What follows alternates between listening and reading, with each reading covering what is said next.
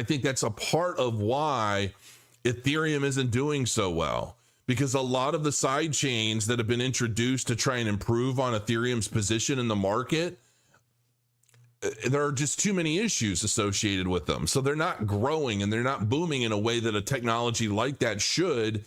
And that's what I think a lot of the issues are. So currently at 51 cents, Sonic is down around 36.7%. Do I think it has the potential to make a comeback? Yes, I do. There's a lot of liquidity in the market.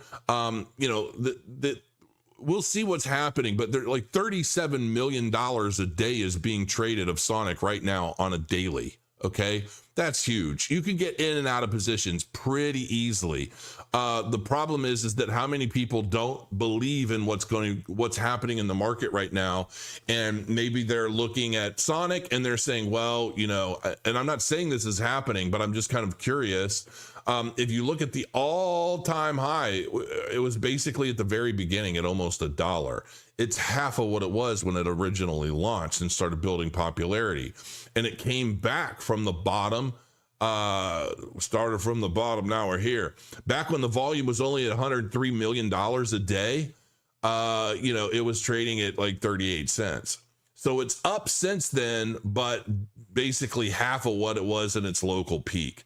So, there's a lot to be said about Sonic, though, and DeFi redefined.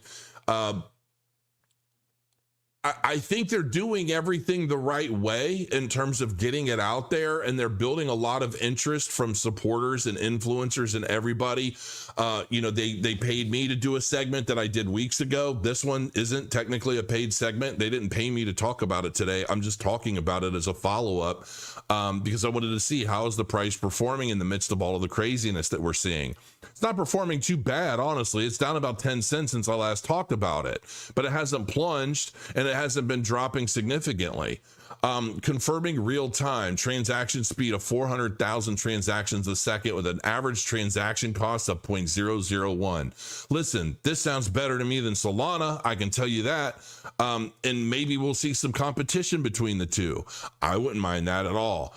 Sonic VM, lightning fast execution, increased security, and reduced app crashes. Really don't think there should be any app crashes, but we'll see. Sonic Gateway, a native bridge, audited by a Satora, Quant Stamp, Open Zeppelin. I don't know, man. I look at it like a lot of people are talking about it, and I think it probably could become quite a big deal. So, we'll see. We'll see. Listen, midnight is cometh. Okay, midnight cometh. And I think midnight is actually going to take the crypto world by storm. And I'm curious to know how and what happens to all of the midnight tokens that are airdropped to basically wallets that people just don't even use anymore.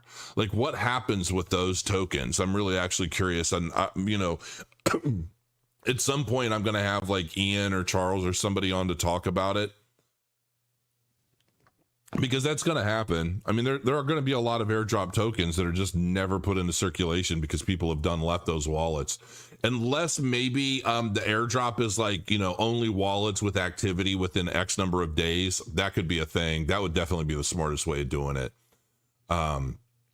No, they're not focused on marketing. They're focused on the tech. I assume you're talking about Telcoin, and I believe you, and I agree with you. They were focusing on building. And it's like a lot of other projects. There's no point in pushing or trying to market something that's not ready yet. So I get it. That's why I talked about Telcoin today, because I think that they're onto something, and I think they're continuing. And listen, I don't think there's ever been a time for Telcoin to shine than right freaking now. That's the whole point of me bringing it up. So yeah. Cardano is a no-brainer in my opinion. I would be surprised if it doesn't hit $5. I'll be surprised if it doesn't hit 8. I think Cardano is going to be the beacon of light for all crypto in this market cycle.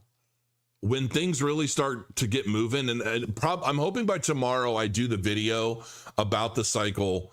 At some point this week, when I've got all my eggs in a basket, I'm going to show you what I'm talking about. There's so much stuff. I mean, between everything happening with the government, the regulations, the stable coins, everything that's brewing around Cardano. Listen, Laos is probably going to be like 2026, but we don't need Laos for where Cardano is right now. Laos is a 2030 market play to me, in my opinion. We don't need that right now because we haven't even grown into what Laos is going to offer. So I'm not worried about that. I am very much interested in Midnight, the zero knowledge proofs, digital identity. I think that is going to be, listen, folks, whether we want to or not, we're all going to have a digital ID of some kind. It's all coming. The question is what technology is it going to be built on? And if Cardano becomes a bridge between like XRP, Bitcoin, other assets, I'm sure, and I mean, and then Midnight is basically going to become kind of like the privacy identity layer for all of those.